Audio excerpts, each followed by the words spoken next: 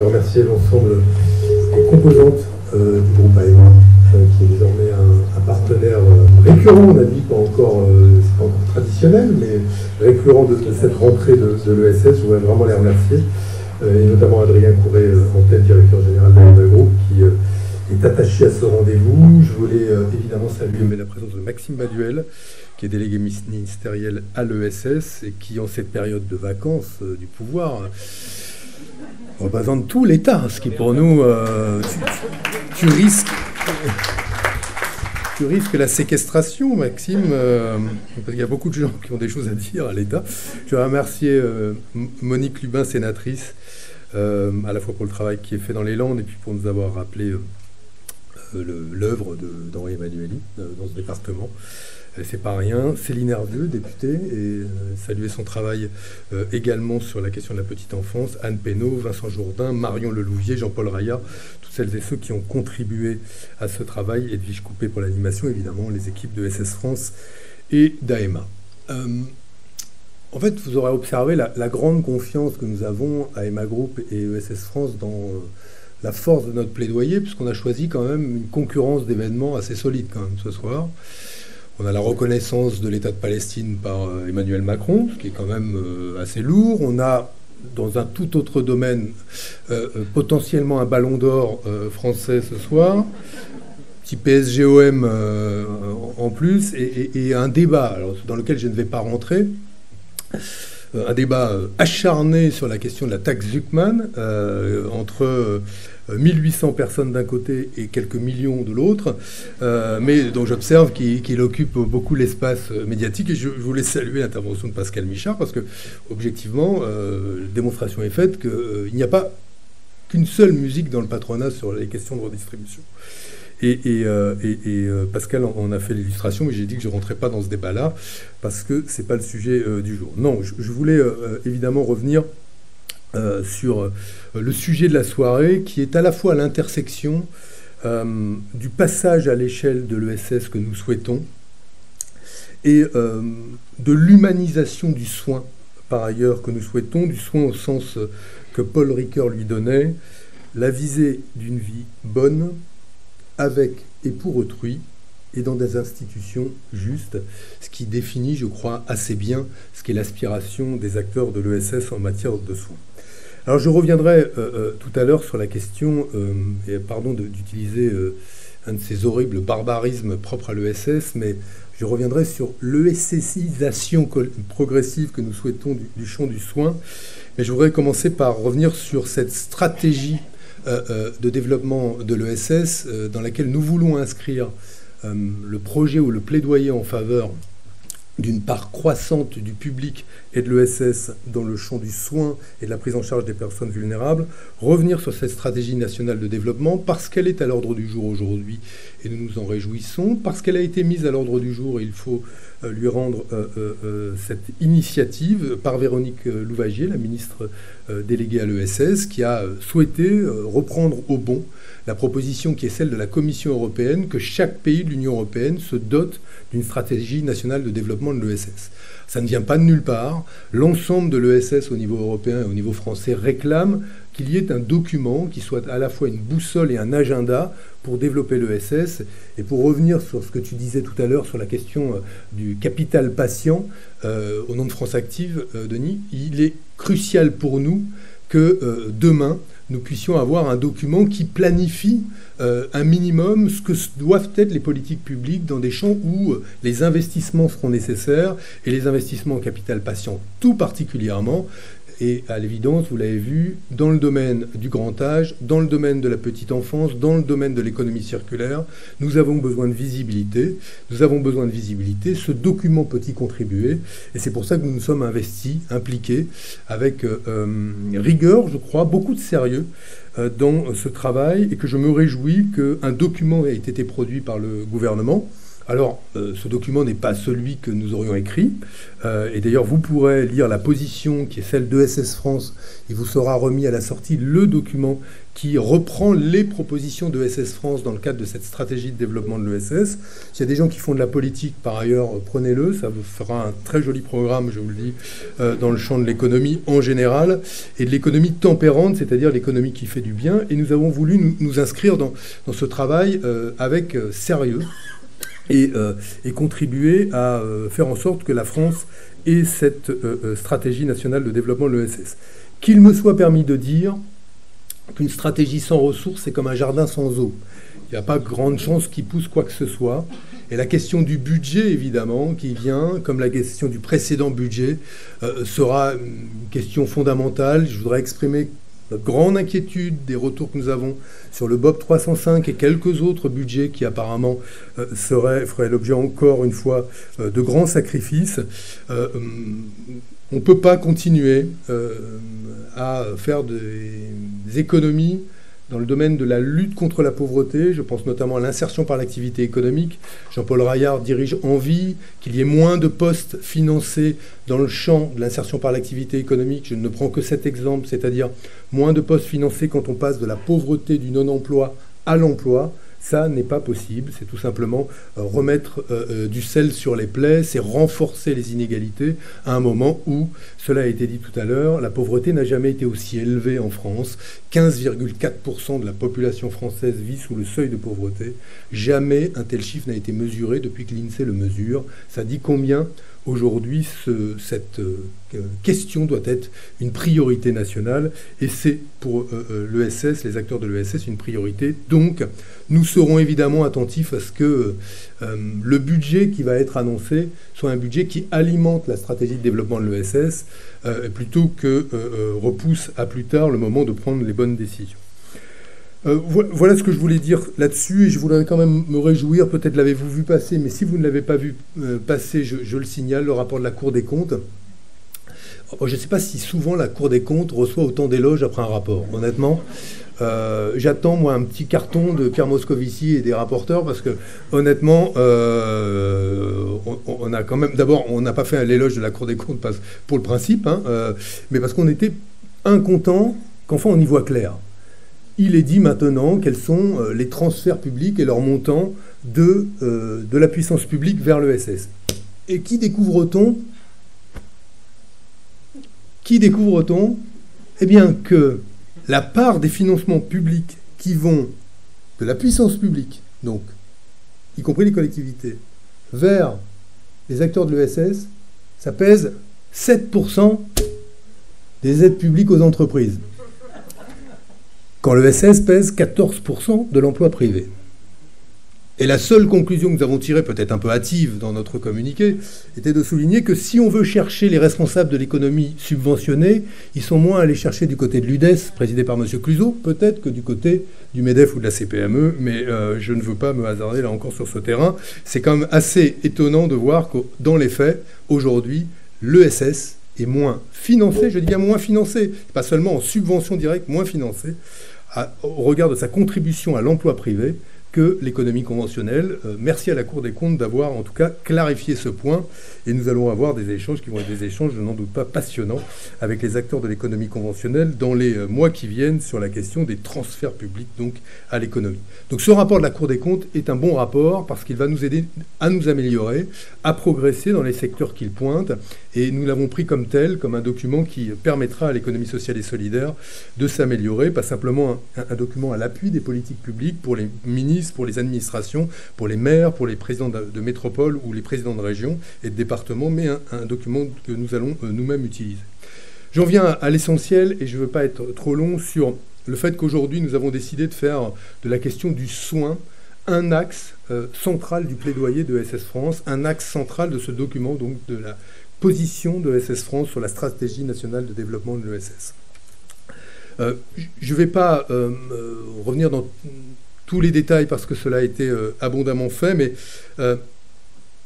commençons par dire que cette stratégie de structuration du champ de la vulnérabilité des personnes ou du secteur du soin et de la vulnérabilité des personnes est pour nous une des manières d'aborder une des 3 grandes métamorphoses qui est en train de vivre l'économie française, celle de la transition démographique à côté de la transition écologique et de la révolution numérique. Sur la transition démographique, vous connaissez les grands agrégats, ils ont été évoqués tout à l'heure, mais avec 10 ans d'avance, nous allons peut-être connaître un solde naturel négatif de population. 10 ans d'avance sur ce qu'étaient les prévisions des démographes.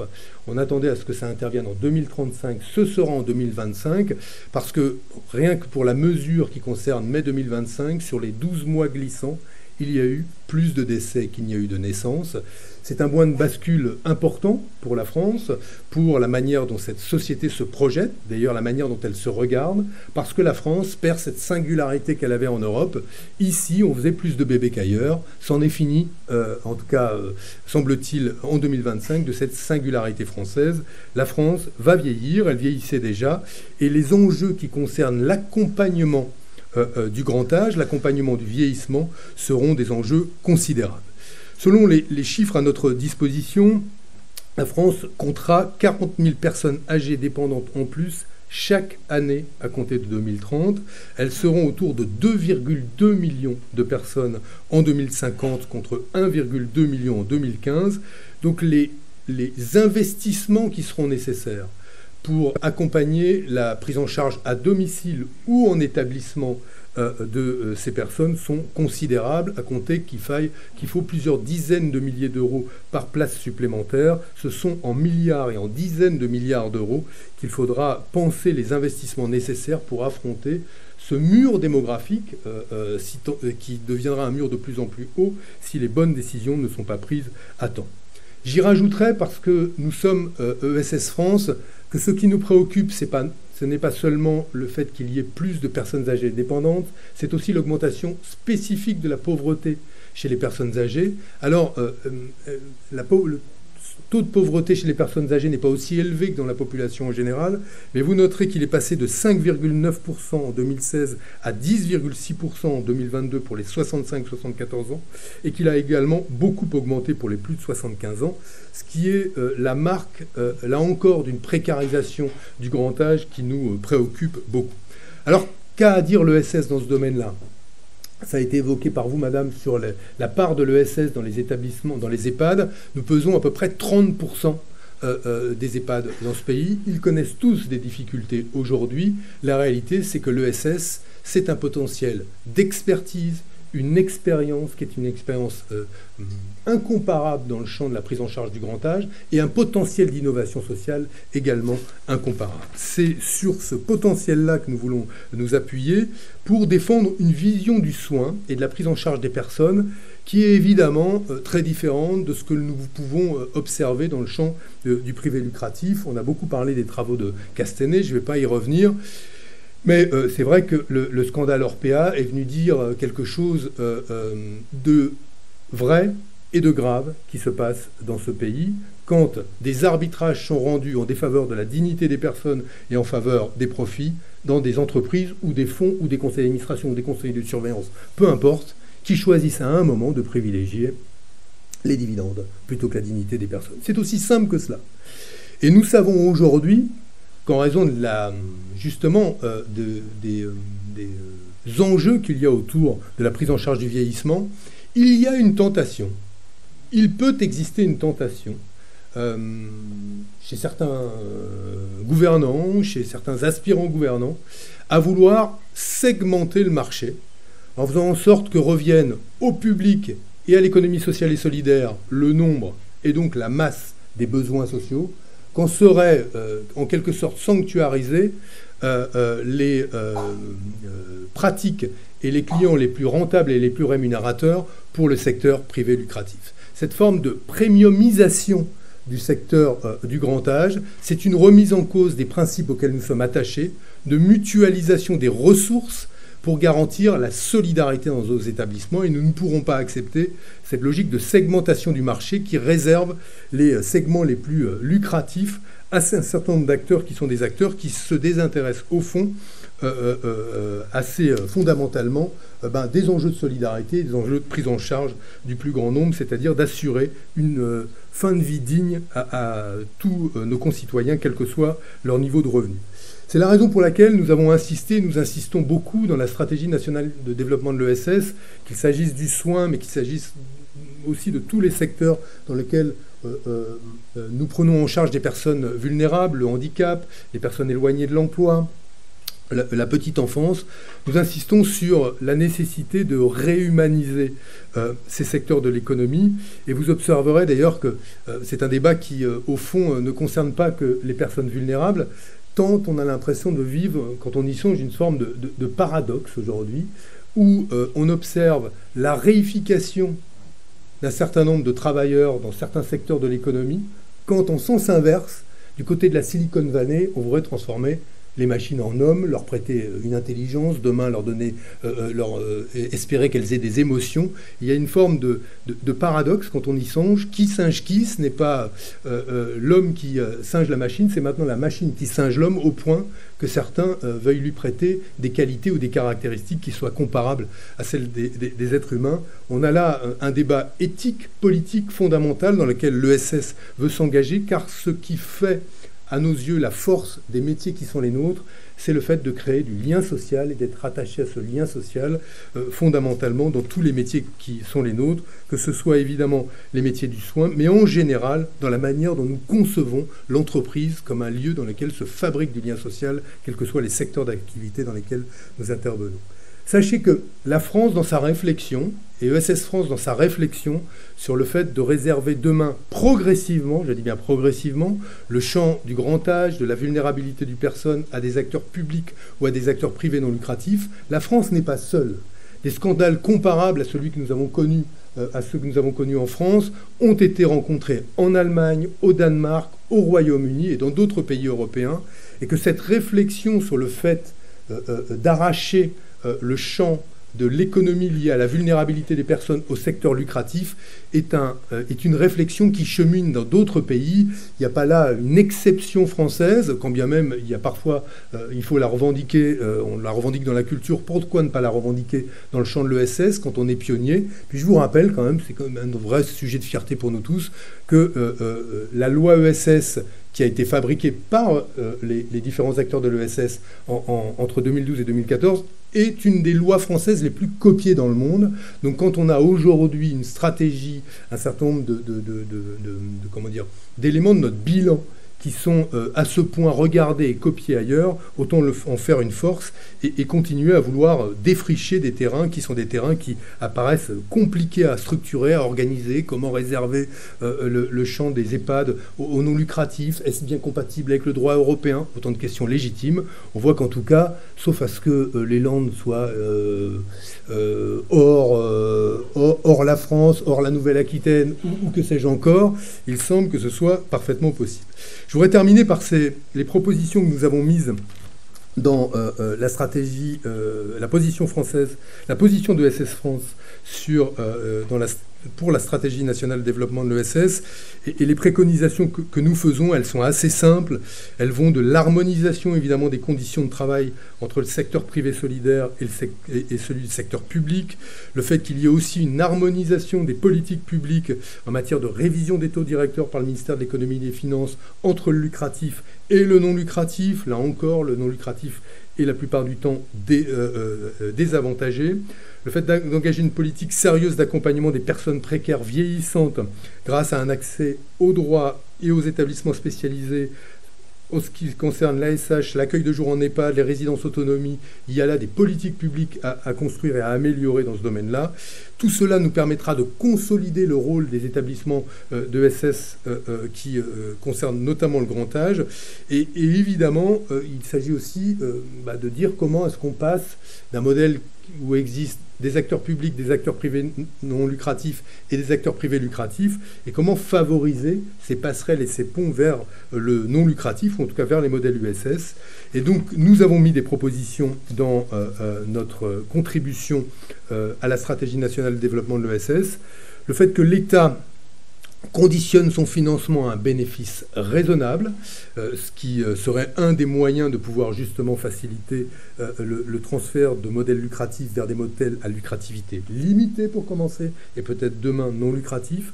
Limiter également les écarts de salaire dans les entreprises de ces filières sur le modèle de ceux qui existent déjà avec l'agrément ESUS. Je rappelle que l'agrément ESUS intègre cette limitation des écarts de salaire. Et dans un second temps, dans un objectif de protection des personnes et de garantie des droits humains, aller plus loin, réserver ces filières aux acteurs qui s'engagent en ce sens, c'est-à-dire public et ESS, réserver l'offre relevant de la petite enfance ou de la longévité à l'OSS dans les marchés publics et les concessions. Mettre en œuvre cette mesure doit nous permettre un basculement progressif d'un certain nombre d'acteurs du lucratif vers l'ESS, encourager et renforcer les subventions destinées aux structures d'intérêt général qui interviennent dans l'accompagnement et la santé tout au long de la vie, en privilégiant évidemment le recours aux CPO, c'est-à-dire les conventions pluriannuelles d'objectifs qui assurent la stabilité et la pérennité des actions. Donc vous le voyez, nous avons des propositions qui sont des propositions concrètes dont nous discuterons dans le cadre du Conseil supérieur de l'ESS avec le gouvernement, avec les partenaires sociaux, avec le souci de faire avancer ce plaidoyer. C'était pour nous extrêmement important, en dépit de l'actualité, en dépit du niveau d'incertitude, ou peut-être pas d'incertitude, mais parce qu'en fait, on a peut-être un peu plus de certitude qu'on ne croit, mais sur ce qui va se passer, mais en dépit du niveau d'instabilité, je veux dire, et pas d'incertitude, il était important pour nous de poser des revendications sur lesquelles nous sommes engagés depuis longtemps.